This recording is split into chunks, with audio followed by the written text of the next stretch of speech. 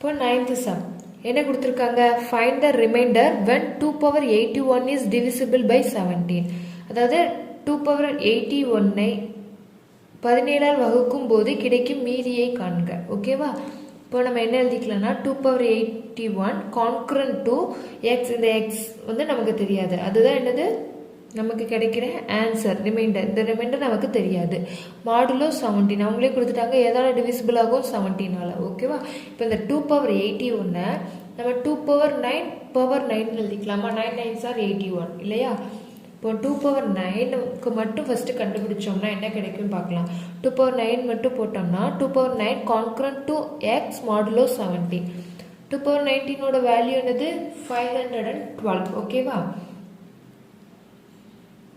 Okay, 512 congruent to x modulo 17. ஓகேவா?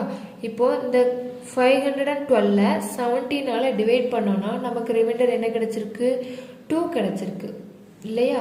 இந்த 2 தான் இங்கே வந்திருக்கும். இப்போ ஃபர்ஸ்ட் நமக்கு என்ன கிடைச்சிச்சுன்னா 2 power 9க்கு தான் ரிமைண்டர் 2 கிடைச்சிருக்கு. இன்னொரு பவர் 9 இருக்கா மேலே, அப்போ 2 power 9 ஹோல் பவர் 9 போடுறோம். போடும்போது என்ன போகும், இந்த 2க்கும் 9 ஆகும். இங்கே 9 போடும்போது இங்கேயும் 9 வருமா, அப்போ இங்கே இவ்வளோ 2க்கு 9 எடுக்கிறோம் பவரில்.